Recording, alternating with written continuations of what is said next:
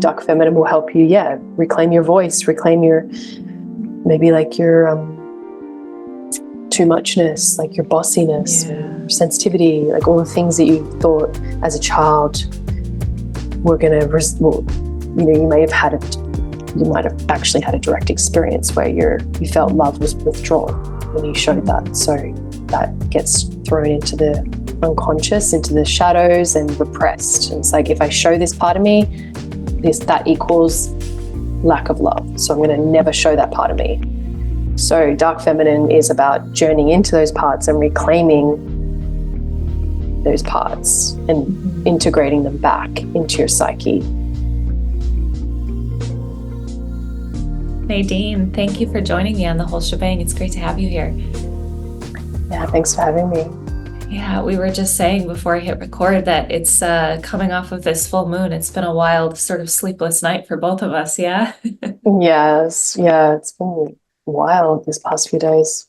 Yeah. Strong energy. Well, I've been really looking forward to this conversation, and there's been some things happening in my world that have been interesting to me as I've been diving into some of your work online, that I'm seeing these similarities of how I think, I'm just going to say how Goddess has been teaching me some things lately. And so the timing of having you on I feel personally like lucky. And I think the listeners are going to be really impacted by what you have to share today. So thank you for taking the time.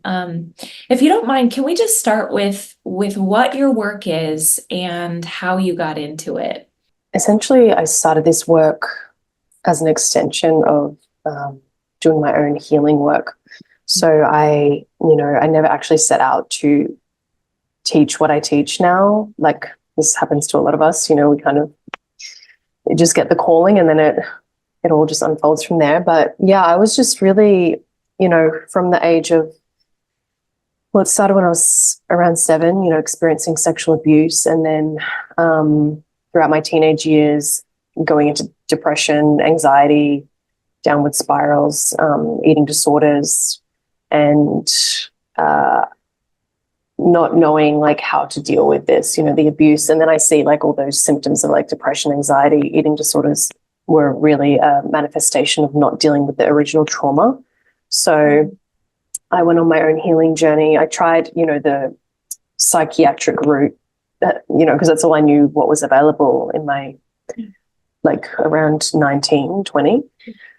And that just did not help me at all. And it was actually by chance, I think. I was, walking home one day and I saw this meditation class and just felt the call to go into this meditation class, and just had this like profound experience of finally feeling at peace in myself, and like the anxiety subsiding and just feeling happy, and content within myself. And I was like, whoa, I think there's something in like this hippie stuff. Back then I saw all the, it's like hippie woo-woo, like yoga, all that sort of stuff.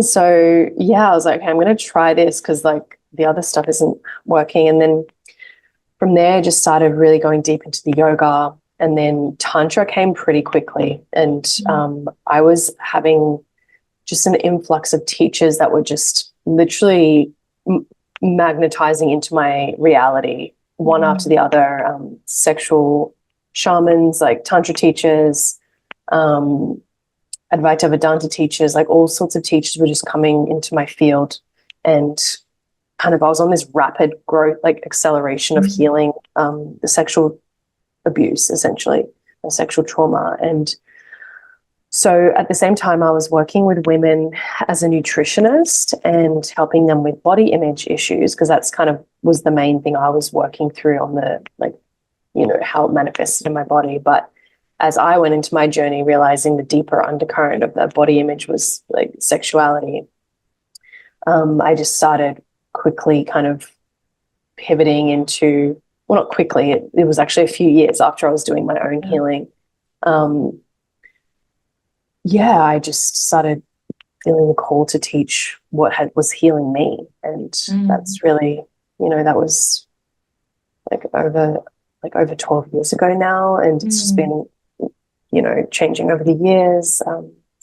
I work, primarily with women. So really helping them reconnect to their feminine energy, reconnect to their bodies, reclaim their sexuality as sacred, heal their sacred sexuality, and then how to actually work with this energy in terms of channeling it into your creativity and getting on your soul's path. So that's essentially what I'm doing now. And I do programs and retreats and mentorship, and I have a book that I wrote called Sex Priestess. So oh my gosh, there's so much I'm excited to talk about.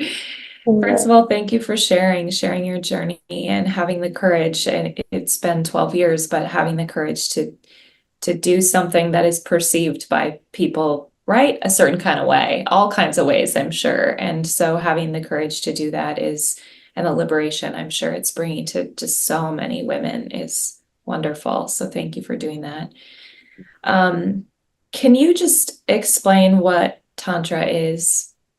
Yeah, I mean, it's a broad term, and if you ask most people, it's like always a different answer. But the way I understand it, the way I was taught, is really it's a way of life, it's a way of being, and it's a system really that's an ancient science that is really designed to help us awaken to our fullest potential. And it really, works a lot with our sexuality as a gateway to that, because that's where a lot of our potential lies, in our sexual energy, this most potent force on the planet.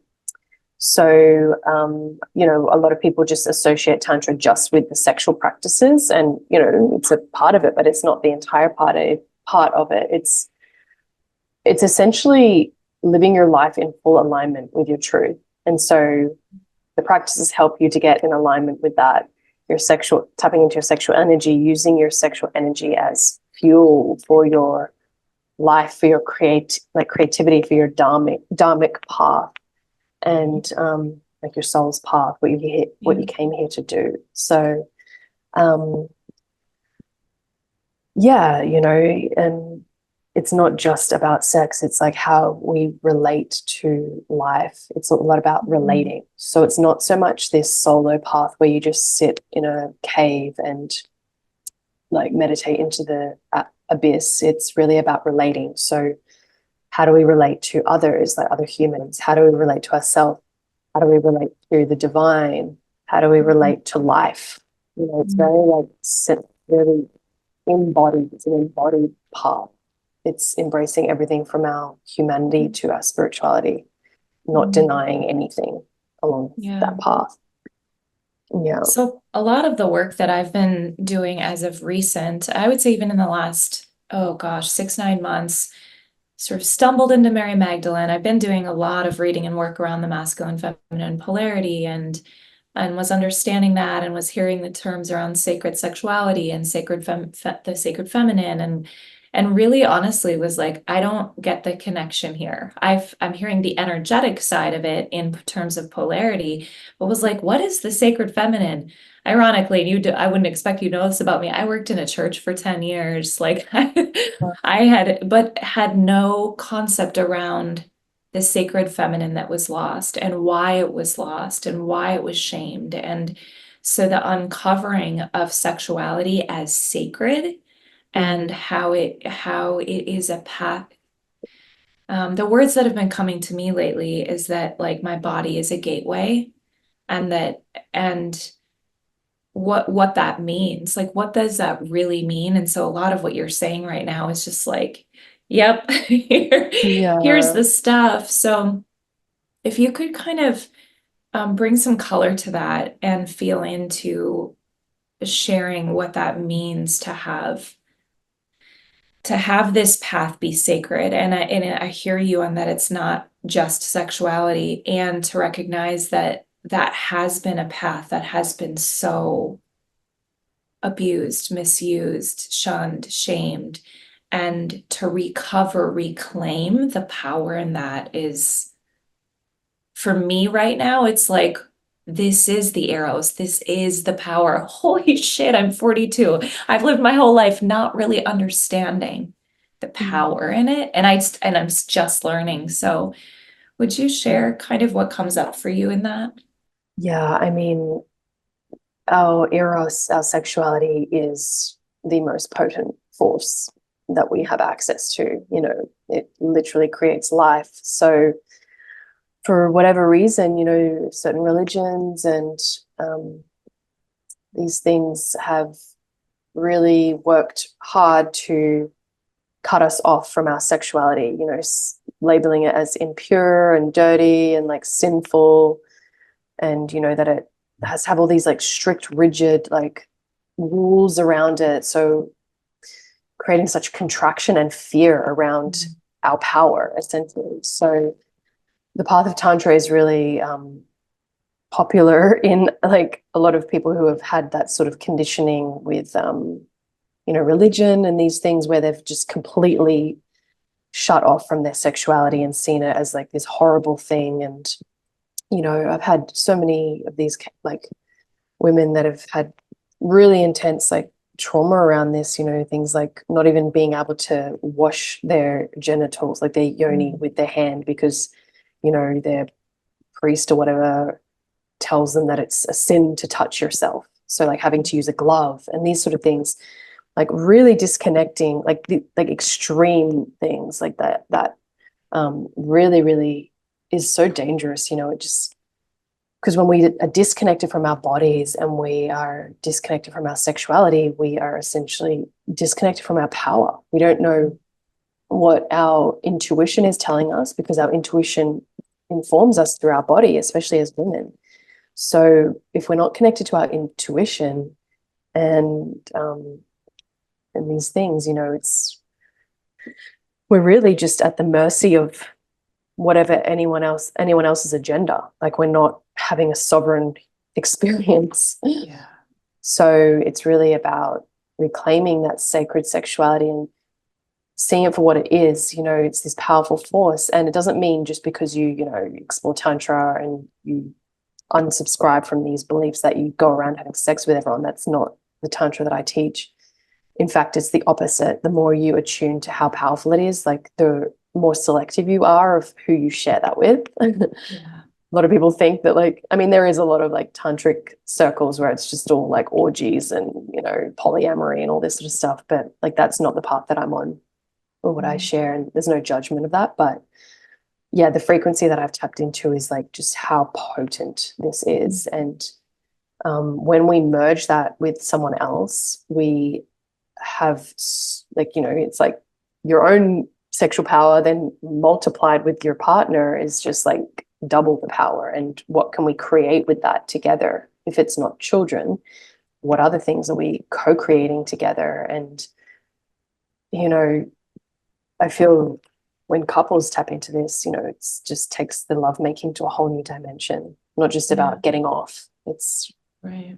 Yeah, taking you into literally, yeah, co-creation mode, creation mode, and also a portal to unlock, you know, gateways to God, essentially, you know, through your sex. Like, you don't have to bypass sex in order to get to God, or you don't have to go to any middleman to get to God. It's literally through your body. You have this capacity to, you know, activate your sexual energy with love, and that can take you into connecting the most deeply with the experience of God or the divine, whatever you want to call it.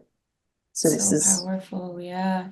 So if I came to you and I had a partner, which I don't someday, and I was asking you, how do I co-create in sexual union? Like, how is there a how to that? Is it just becoming aware of the God in one another, or what does that look and feel like to have a union where you're birthing something? yeah, so it's really like seeing it like, so there's you and your partner, so there's like two entities, and then there's like there's like a third energy that gets created, which is what I call the tantric energy. So your sexual energy is running through your own body and his is running through his, and then when you merge them together, it creates like this third energy. And this is where it's like it takes the relationship from just, you know, you and me to we. Like, what are we, like, what is the divine purpose of this relationship? Like, what are we creating together? And it doesn't have to be anything like grandeur, like, you know, businesses or empires. Like, it might be that, it might be a family, it might be, you know, just an example of two beings that are in a healthy relationship for your community, like being way showers of that. So it's really just like surrendering your relationship to something greater, just like we do with our individual self. Like, how can I be used as a vessel of the divine? Like, not just what I want in this life, like what is also what the divine wants to move through me, and how do those two match up? It's the same with a relationship. It's not just about, like, nowadays it's not just about, you know, especially if you're in the conscious community, it's not so much just, oh, I'm bored, I don't love myself, I need someone to hang out with.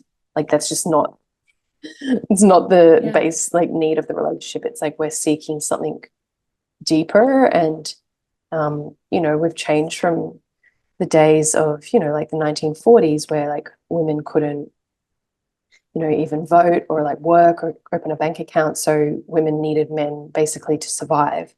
And now it's like, you know, women are just making their own money everywhere, so we're choosing partners like more on, well, love, not just survival. And like, I think that opens up a possibility for, okay, like, we're not just sitting in the root chakra anymore, just, you know, survival, making babies, procreation. We're actually going up into a higher state of consciousness of, you know, love and a higher purpose. So yeah. That's beautiful.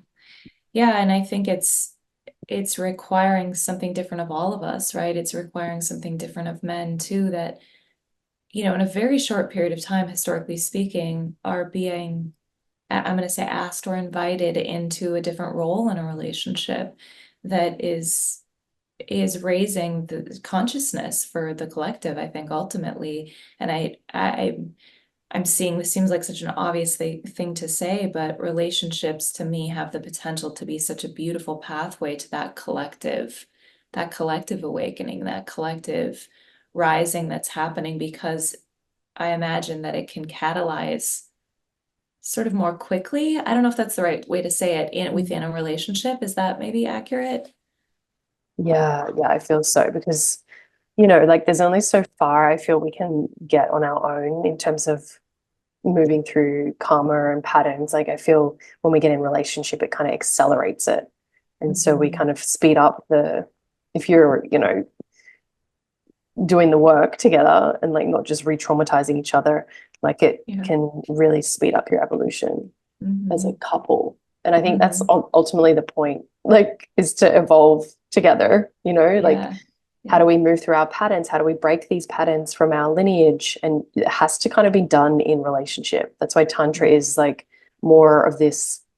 It's not that path of the, you know, the monk sitting and reaching enlightenment just on their own in solitude. It's like reaching enlightenment through actually burning through karma, which actually I think requires you to actually be a human and have human experiences, like relationships, not just hide out. And because I feel anyone can be enlightened if they're just in isolation. You don't have any, there's nothing triggering you. Like, there's nothing like to move up against. But when you get in front of a partner and you're, and so we get that opportunity to actually, you know, burn through the karma with our relationships. And could you explain what you mean by burning through karma?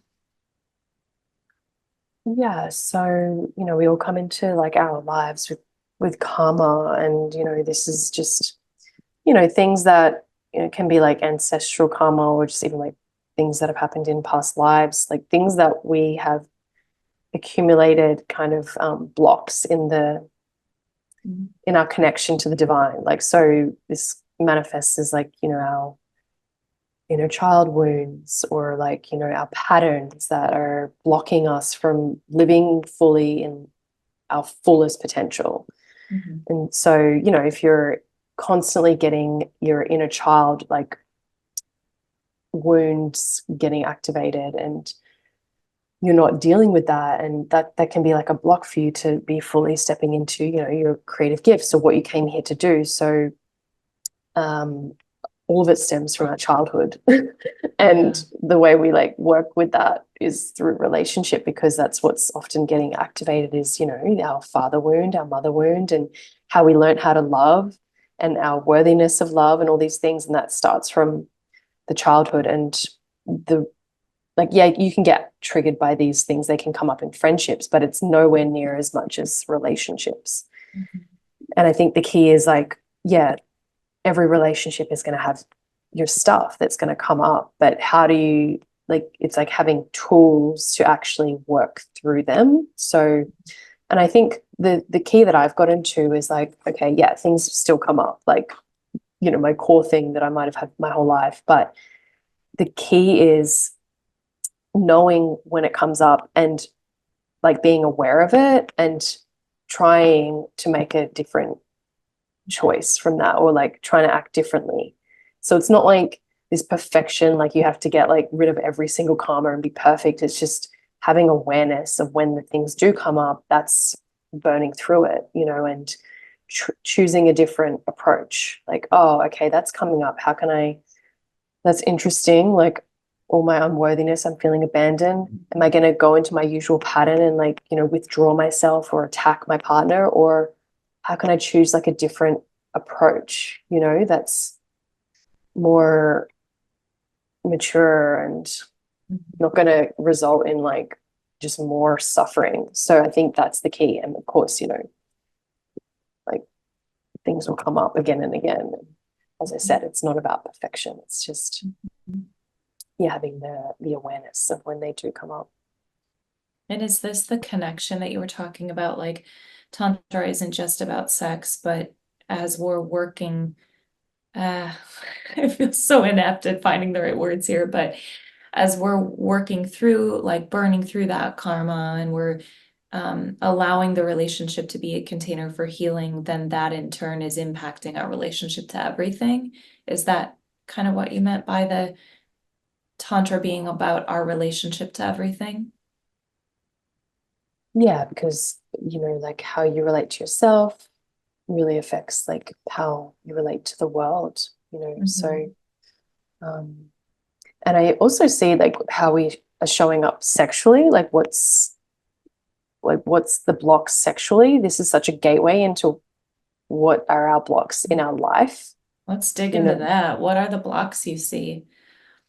Yeah, like just like for example, maybe a man, you know, he's not fully like owning that part of him that just wants to penetrate and like just take his woman and like claim her. And maybe that's like showing up in his life where he's just being passive and he's not fully penetrating the world with his masculinity yet. He's like kind of, it's like a flaccid energy in life. Mm. And it's like sexually, it's kind of flaccid. And then maybe as the woman, you know, it's like, um, yeah, just different, like how much we can receive. This is a huge aspect of our, literally we're being penetrated. And if we aren't fully receiving our partner, as in like maybe there's tension or just contraction, like you can feel you're not fully taking him in to you, like there's that could be also showing up as like blocking other things in your life that could be coming your way, you know, like receiving abundance, receiving just the opportunities that want to come to support you. Um, and then, you know, like just different archetypes that we can play into. I think this is also really interesting. Like just say we get locked in one archetype in our sexual expression. So maybe you might default into like just kind of maiden energy, and you're really Can you scared of explain like, what that is? The maiden energy? Yeah. like just more, you know, like innocent and passive and just not really knowing what you like because you're a maiden, you know, you're just figuring it out. You're just kind of like, oh, I don't really know what I like, and you're kind of giving, you know, your pleasure to your partner, like thinking it's his responsibility to figure it out. But, you know, there could be an opportunity to, you know, explore maybe your seductress archetype or your wild woman archetype. And that really shows through in, you know, like, yeah, your wildness, like your sexual wildness, and owning your desires, like claiming what you want as well, and knowing what you like. And that really gets unlocked when you know, unlock these more intense feminine archetypes. And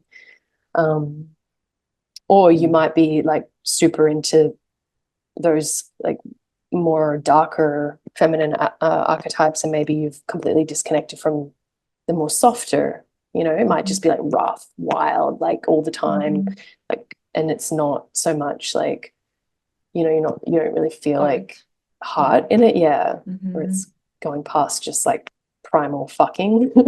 So and it's the same as men, you know, they can maybe, yeah, just be more in like, a lot of men, I feel the thing is like they go into just like, obviously they want to please us, and that's beautiful, but they often, yeah, don't know what they want, like their desires, because they're focused just on pleasing us, and they've not explored and owned their desires and kinks and like what feels good, because they're just in the good boy, like pleasing mummy, like that, you know, it's like linked with that. And so they might need to explore more of their darker masculine, where it's like yeah, owning their desires. And this is huge for men, because a lot of their desires are very like linked with that primal, like it's, yeah, that ravishing energy. And so many men are so afraid of that part of them. Why do you think they're afraid of it? Well, I feel like there's been so many things like in the media and these campaigns, you know, that like the feminist movement and these things that really demonize like powerful, strong men, and really wanting to create passive, weak men. So, like, for example, like Me Too, like that movement obviously was about, you know, helping women, you know, heal from sexual abuse. But what we saw, I feel it went really extreme, where a lot of men were just feeling shame around being a man, even though they hadn't even abused a woman. And they took on this kind of like guilt, like this collective guilt, like, oh, all men are shit, all men are rapists. And that means like, you know, a lot of men took that on and shut down like that part of them that is this primal savage. And it's wild, because every woman I know wants that. And of course, not sexual abuse, but like they want that part of their man. But so many men have shut that down because of that. Yeah, I feel it came from that movement, was a big thing. And, you know, even just in like media and movies, like it's always like demonizing like that kind of alpha energy is, there's not these healthy examples of that powerful masculinity. It's like either really toxic or just like the kind of soft like puppy dog guy, you know. There's no real examples of a man who's like owns his full primal.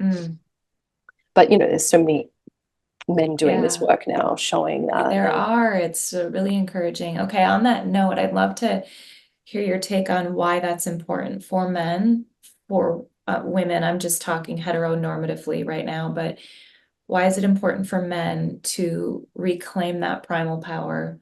And why is that valuable to women? And then maybe we can talk about society in general, but why is that valuable or important?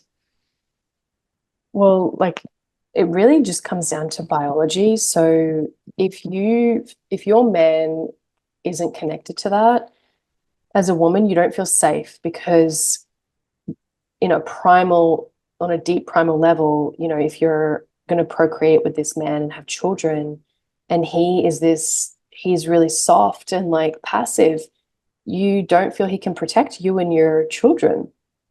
You know, if someone, you know, comes to invade the village and like burn your house down, like this is like going back deep into the primal. Yeah. Like, is your man just going to sit there and be like, oh, like, no, I don't want to be a toxic masculine? Like, no, like you want him to protect you. And so it's so deep in us women. And that's why I feel women often test men's that capacity in them to see, like, are you strong enough, like, to, you know, hold me and our potential future children? You know, it's what is going through our brains all the time. So it's so important that men have access to that. And I think the key is, the key is actually having that primal savage connected with your heart, Yeah. you know, not losing your connection to your heart. Because if you just go into primal savage, that's basically like sexual abuse, rapist energy.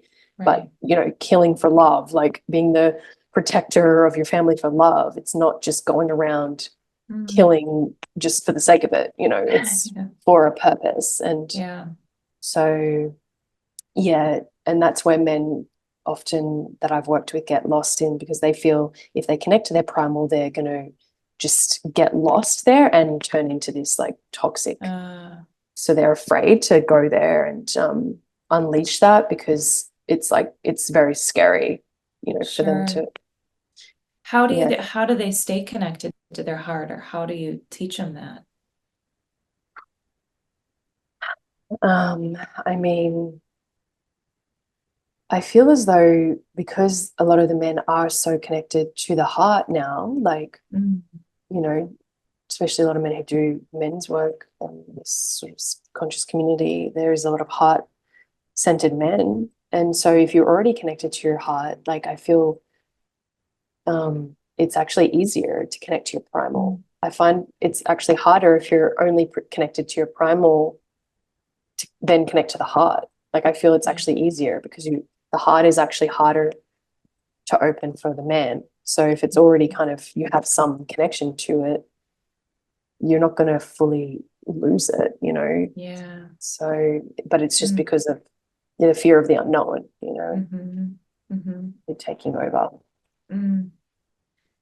This is just, I mean, it's so, these conversations and this information, like you said, all of the women you know want that. And I think that's part of, for me in this podcast, I want men to hear that message. Men are listening to this podcast too, and for them to know we want that, we need that. And it's coming from strong, independent women that are doing the work. I mean, this has been my journey, doing the work to soften, because we've gotten lopsided in our society, I think, and we're entering a new time of we're entering a new era that I think we're creating something new, and it's requiring both genders to reclaim what we've forgotten, you know, and what we've shut ourselves up from for so many reasons. Yeah. Yeah. Yeah. Yeah. And that's a big thing. Yeah. For the women to, yeah, have that, like bring down the armor. And, you know, that's a process as well, just from, you know, all the hurt that women in the centuries have endured, and, you know, if you've had any abuse and all this sort of thing. So a lot of men often, I feel now as well, feel like, oh, well, all the women, you know, they make their own money, they can protect themselves and provide, so they don't feel needed.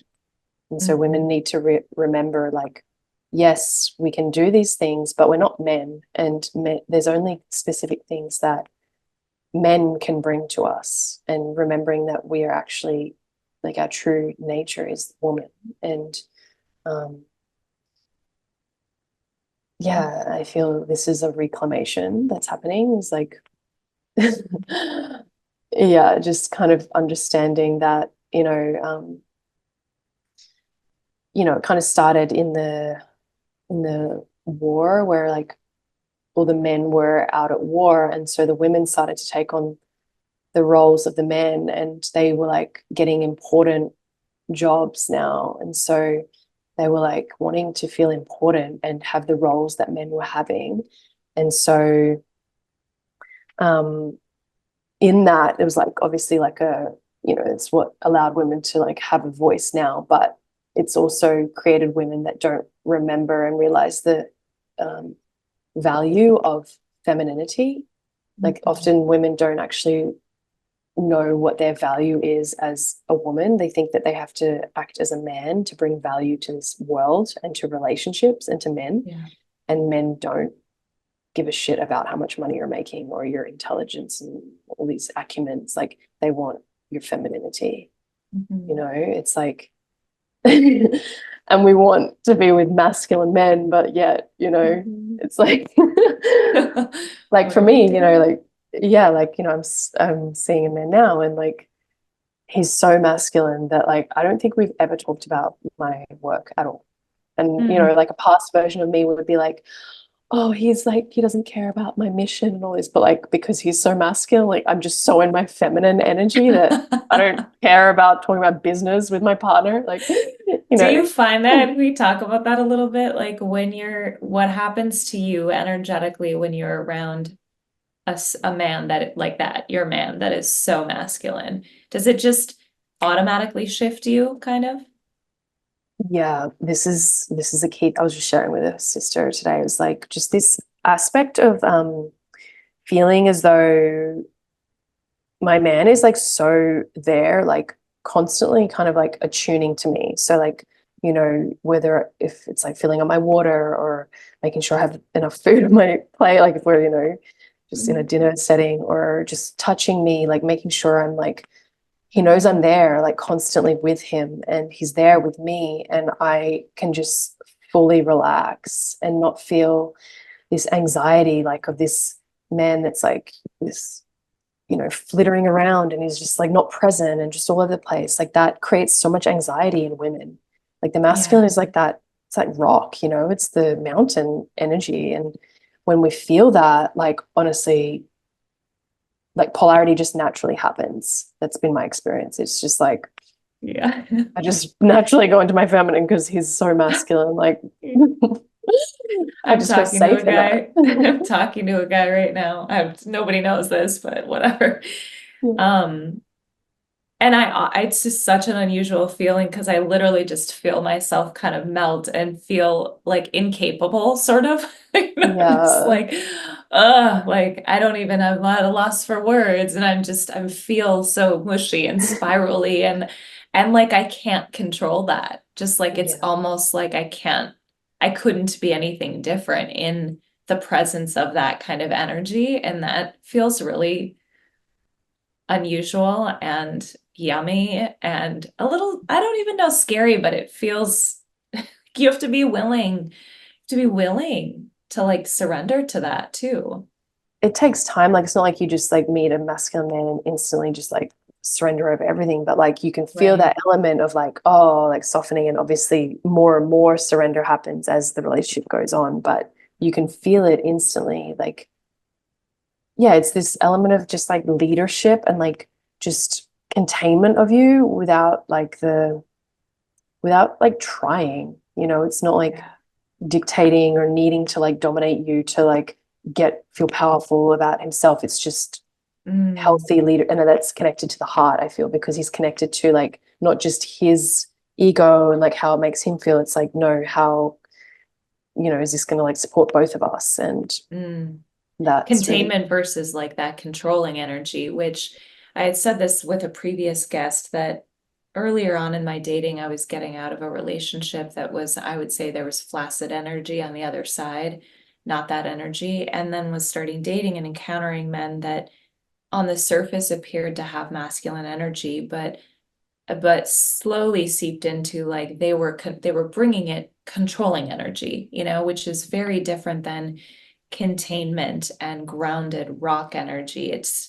But it can be confusing, I think, on the front end, or maybe was to me at the time because I wasn't in a place where I was maybe attuned enough to my own feminine energy or something. I just didn't pick up on it right away. Now I feel like I'm very sensitive to that, where I'm like, "Ooh, this isn't supportive. This isn't in the service of. mm, It's egoic, like it's self-centered when it's in mhm. that controlling mode, right? Am I getting that right? Yeah, yeah, for sure. Yeah. Yeah, so And that's the interesting. difference. Yeah. So we've touched on sort of the darker side of the masculine. Can we talk about the dark feminine? Yeah. Tell me about her. Or if you want to talk about maybe some of the archetypes within the dark feminine too. Yeah. Yeah. So the dark feminine is really, you know, it's connecting us to the parts of us that we have demonized as women or shamed. And like a huge aspect of that or archetype around that is, well, essentially our sexuality is a huge aspect of that. So a lot of the like erotic archetypes are linked with our dark feminine. So, you know, like the seductress, the temptress, the dominatrix, the wild woman, like sex priestess, like all these different flavors um, have been so demonized in society, you know, just cast aside in the shadows. And so a lot of women feel as though they have to choose between, you know, like their sexuality or being like the good wife. And they can't be both, like you know, a wife and, you know, this like temptress and seductress and like bringing of all this like raw, primal, wild sexuality. Um, so a big part of the dark feminine exploration is claiming your sexuality fully and integrating that with your heart and these more lighter aspects like the mother archetype and even the maiden and the nurturing aspects as well. Because again, if you're just connecting with your dark feminine without the connection to your heart, then it can be really like toxic, you know. Right, Like for right. example, seductress, if you don't have a connection to your heart and self-love, like you're just seducing to get validation. Whereas the seductress in her full expression is actually radiating her eros, and that seduces people into like beauty, and they're just like drawn to you because you're radiating so much, but you don't need, you know, anyone to validate you. It's not, you're not needing anything from it. um and even the dominatrix energy, you know, if there's no heart in that, that can be just an excuse to just abuse men, you know. Whereas if you bring the heart, it can be like so healing and um a way to explore like power dynamics and like, you know, owning what you want, exploring your desires and like kinks and bringing like this fantasy world to life into your sex life. Um and you know, you can go to pretty dark places with that. So if you don't have a connection to your heart, it can get like too dark. And yeah. So so yeah, our sexuality. And then it's things like, honestly, it's just things that you've exiled, like the parts of you that you were told as a child that or a young girl that were wrong or shameful, which, you know, obviously sexuality is part of that. But even it could be like, you know, your sensitivity or your loudness. So the dark feminine comes in and helps you reclaim those parts of you that you think are unlovable, essentially. And sexuality is a huge part of that. So that's why a lot of it is based around the erotic archetypes. But, you know, dark feminine will help you, yeah, reclaim your voice, reclaim your, maybe like your too muchness, like your bossiness, or your sensitivity, like all the things that you thought as a child were going to, well, you know, you might have actually had a direct experience where you felt love was withdrawn when you showed that. So that gets thrown into the unconscious, into the shadows and repressed. And it's like, if I show this part of me, that equals lack of love. So I'm going to never show that part of me. So dark feminine is about journeying into those parts and reclaiming those parts and integrating them back into your psyche. What haven't we talked about that you feel we should talk about, or that's maybe surfacing in you or in your work recently, patterns you might be seeing? Or Yeah, I feel like because a lot of things have been, you know, around like receptivity, allowing the man to pour into you, feeling worthy of that.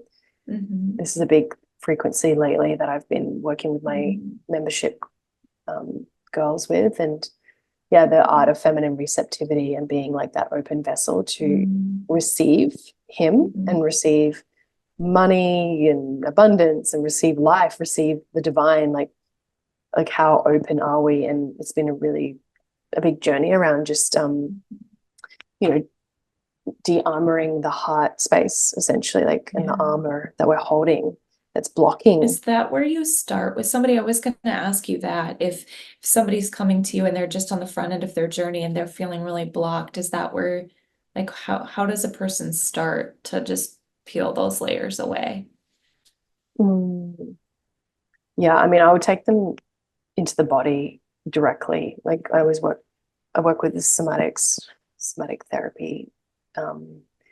So getting them in their physical body and moving, sounding like through any blocks. So through movement, like some shaking, somatic shaking, and yeah, focusing on the breath and the sound and the movement, and feeling the physical body first. So whereas like the physical tension that you hold, because we all have like tension points, and like where you just feel like, yeah, stuck energy in the physical body. And then from there we go into the emotional body. So underneath, when you kind of pierce through the physical pain or sensation, there's an emotion.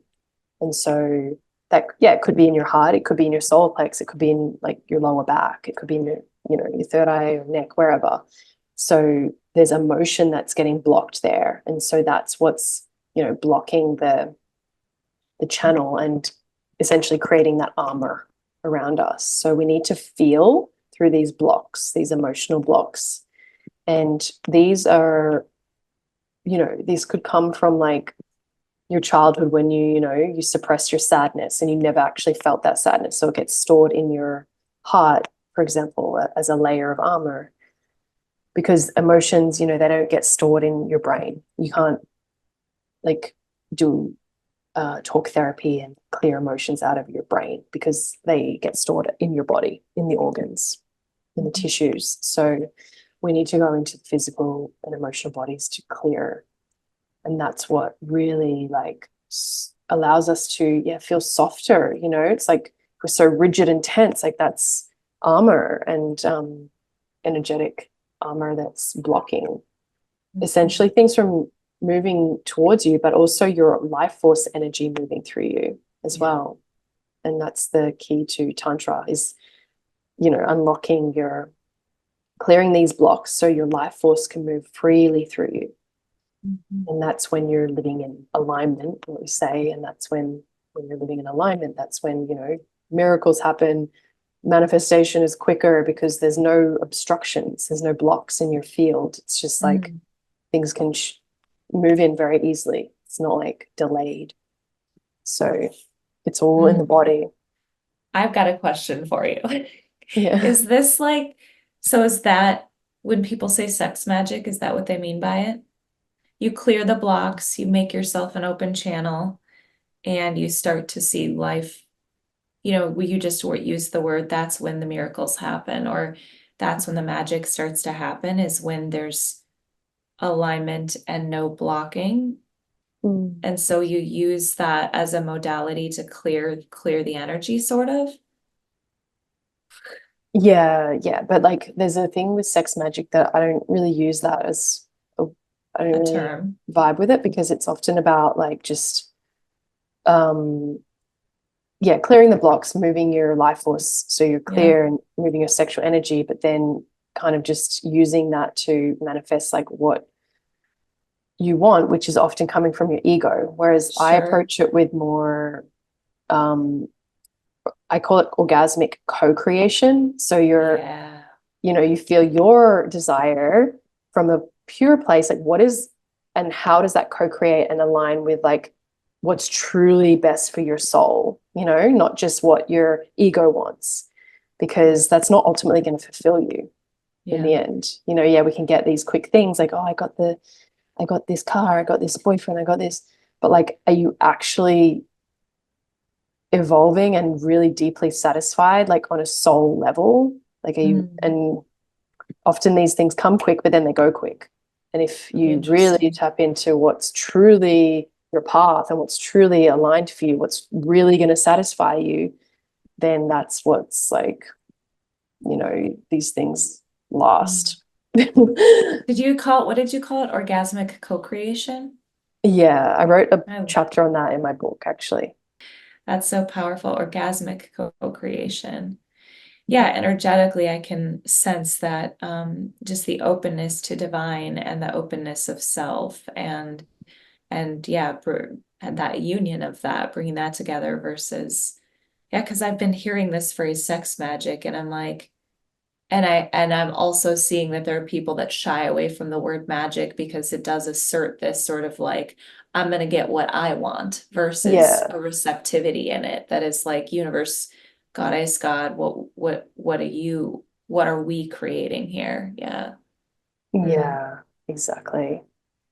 And I feel, it doesn't mean you suppress your desires, like all your desires, like from your heart, like your deepest desires, I feel are divine, they're coming for a reason. And I feel like God, the divine, wants you to have that, but you just have to let go of like attaching to when and how and like forcing it. It's like you're going to get it, just surrender and let go of control, like I always use that term, like let go and let God, like handle it. It's just like we have to just, it's out of our hands. Like it's having the desire, clearing the channel, and then we just have to surrender and then be open to actually receive.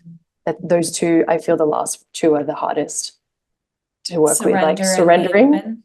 Yeah. Yeah, like surrendering, like it might not happen in your ideal timeline or the ideal way. And then when it does come, are you actually open to receive it? Because I feel that's what happens a lot. Like you get the thing, but then all your shit comes up and then you just like push it away or you can't even see it. Yeah, you're like, yeah, that's not really what I was looking for, or something. Yeah, just the baggage or self-sabotage, right? Of, oh, here it is. But I think, some of the manifestation work that it, talks a lot, and I think it's good about that subconscious lack of worthiness. And if we don't have that worthiness, can we really receive it? And so, doing that work too, like it's a lot. I always hesitate to say like it's a lot of work because I don't want to discourage people from doing the work, but the reality is it's an easy to kind of see this meme on Instagram and be like, visualize a thing and then manifest a thing, but there's work that goes into being an open channel. you know Yeah, yeah. yeah It's a full yeah part. And hmm also the thing is, the key piece to receiving as well is the nervous system being strong. And that's what a lot of the tantric practice, specifically white tantra, like the Kundalini yoga practices, and even just hatha yoga, like all yoga is designed to strengthen your nervous system so you can hold more. Like that's what actually allows your auric field to expand when you have a strong nervous system, your immunity, your auric field, and that's what allows you to hold more. Because if you have a weak nervous system, a frazzled nervous system, you can't hold a lot. You're just like all over the place, and it's like it's not a solid like a solid energy that you're holding for anything to come in. Like a little bit can come in, but it's even then like there's not a solid kind of frame around you, like your auric field, which is linked with your nervous system. So yeah, nervous system Working with work is that. huge.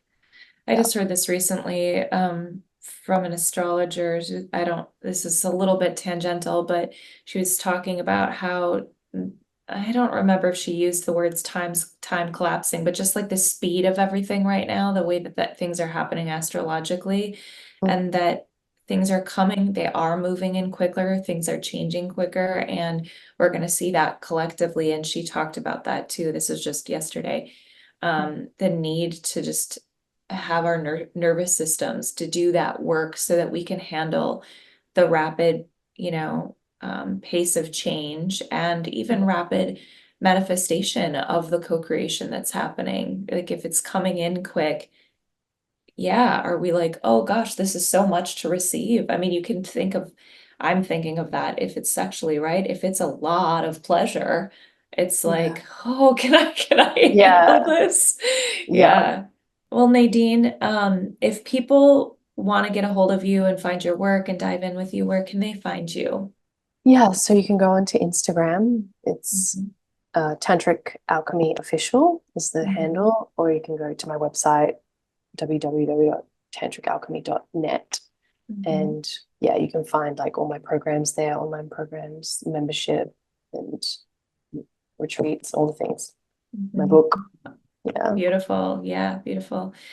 Well, thank you again for your time today. Thank you again for the work that you're doing, and just sharing it. I'm loving seeing how these threads are weaving through so many conversations in unexpected places, in my opinion. It feels like there is a lot of people that are waking up relatively suddenly to these kinds of conversations or modalities that are really tapping into alchemizing and awakening and rising. So thank you for your work and your contribution to that, just to the collective. It's beautiful. Thank you. Thanks for having me. Yeah.